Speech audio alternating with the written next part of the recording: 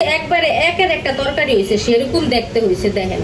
আর আমার জান পাখি, আমার বাচ্চা, আমার মেয়ে সে আছে আর আমি আছি। একবারে শেষ টাইমে জিরার গুঁড়ো দিলে মানে জিরার গন্ধটা আমার কাছে বেশি একটা ভালো লাগে না, সেজন্য একটু আগে দিয়ে দিই। আসসালামু আলাইকুম, সবাই কেমন আছেন? আশা করি সবাই ভালো আছেন। এই যে এখানে কিন্তু আমি পেঁয়াজ ভাজা করতেছি, সাথে কিন্তু গরম মশলা দিছি, এলাচ দিছি 5টা, লং দিছি 5টা, আর এই যে দারচিনি, এগুলো কিন্তু পেঁয়াজের সাথে দিয়ে ভাজা করে নিছি।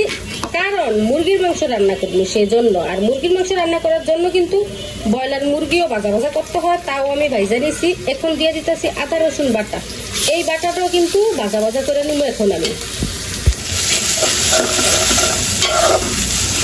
আজকে কিন্তু এই মুরগির মাংসের একটা তরকারি রান্না, আজকে অন্য কোনো তরকারি রান্না করব না, এই একটাই রান্না করব। কারণ হচ্ছে যে বাসায় কোনো মানুষ নাই, একাই আমি আছি। আর আমার জান পাখি, আমার বাচ্চা, আমার মেয়ে সে আছে আর আমি আছি, আর কেউই নাই বাসায়। এক তরকারি কিন্তু হয়ে যাবে। এখানে দিয়ে দিছি মশলাপাতি, হলদির গুঁড়ো, মরিচের গুঁড়ো, লবণ আর এই যে ধনিয়ার গুঁড়ো। এখন আমি এই মশলাটা ভালোভাবে কষিয়ে নিব। প্রত্যেকটা তরকারি রান্না করলে মশলাটা কিন্তু ভালোভাবে কষাইতে হয়, আর তরকারি কিন্তু কষানোর মাধ্যমে কিন্তু মজাটা হয়। এখন মশলাটা ভালোভাবে কষাইতে হবে। আর আমি কিন্তু একটা টমেটো কাইটে রাখছি, এই টমেটোটা কিন্তু আমি এই তরকারির সাথে এখন দিয়ে দিব, মানে এই মশলার সাথে। টমেটোটা আমি গালা করে নিব একবারে, তাইলে একটু ঘন হইব। গুঁড়া তরকারি তো মানে একটু ঘন হইব আর মজা হইব। আর এই যে মুরগির মাংস কিন্তু আগেই আমি ভাইজা রাইখা দিছি। এখন আমার মশলাটা কষানো হলেই আমি বসিয়ে দিব মুরগির মাংস। মশলাটা কষানো হইলেই মুরগির মাংসটা সাথে দিয়ে দিব। কষানো হয়ে গেছে অবশ্য। এখন আমি দিয়ে দিব আমার মুরগির মাংসটা। একটু পানিও দিতে হইব সাথে ভালোভাবে মাংসটা কষানোর জন্য। একটু পানি দিয়ে দিলাম, তাইলে ভালোভাবে কষা মশলা টসলা আর কি মাংসের ভিতরে ডুববো ভালোভাবে। যেহেতু মশলাটা আমি একবারে শুকনোভাবে কষাইছি, এখন মাংসটা দিলে কিন্তু ভালোভাবে কষতো না। একটু পানি দিয়ে দিছি, এখন সুন্দরভাবে কষানো যাইব।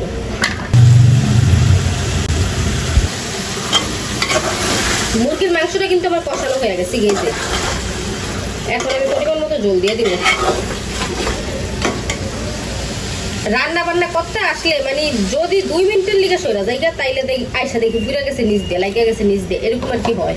আর অথচ যখন সামনে দাঁড়িয়ে থাকি তখন ভাবি যে হয় না কা এখনো শেষ হয় না কা, কষানো শেষ হয় না কা, এরকম চিন্তা করি। এই যে আমি 1 মিনিট হইব না এখান থেকে, মানে ওই যে ওই রুমে গেছি আর কি আমার মেয়ের কাছে, আইসা দেখি নিচ দিয়ে লেগে গেছি গে, এরকম আর কি।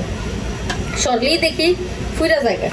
তরকারিটা বড় কষা পড়লো, জল দেওয়ার পরে কিন্তু বড় কষা পড়ছে। আর এটা ভুনা তরকারি তো, এটা জল কিন্তু আমি অনেকটাই শুকনো করব। এখন আমি দিয়ে দিব ভাজা জিরার গুঁড়া, কারণ প্রথমে কিন্তু আমি জিরা বাটা দেই না, এখন জিরার গুঁড়া দিয়ে দিব উপর দিয়া। আর তরকারিটা কিন্তু হইতে আমার আরেকটু সময় লাগবে, কারণ জল আমি আরো শুকনো করব। আমি একটু আগেই জিরার গুঁড়া দিয়ে দেই, কারণ একবারে শেষ টাইমে জিরার গুঁড়া দিলে মানে জিরার গন্ধটা আমার কাছে বেশি একটা ভালো লাগে না, সেজন্য একটু আগে দিয়ে দিই, যেহেতু এই জিরার গ্যারানটা যেন তরকারির সাথে ভালোভাবে মিশা যায়।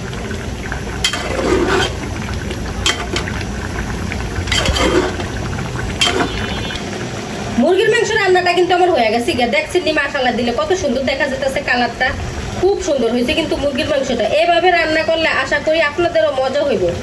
আর ব্রয়লার মুরগি কিন্তু ভুনা করলেই বেশিরভাগ ভালো লাগে। লাল মুরগির সাথে 2-1টা আলু দিলে ভালো লাগে, কারণ ওইটাতে তেল বেশি না, সেজন্য 2-1টা আলু দিলে কিন্তু ভালো লাগে। এখন আমি আমার চুলাটা বন্ধ করে দিব। এই যে চুলাটা বন্ধ করে দিছি, একবারে একের একটা তরকারি হয়েছে সেরকম দেখতে হয়েছে দেখেন। এভাবে মুরগির মাংস ভুনা করলে কিন্তু খুবই মজাদার হয়। তো সবাই ভালো থাকবেন, সুস্থ থাকবেন, আল্লাহ হাফেজ।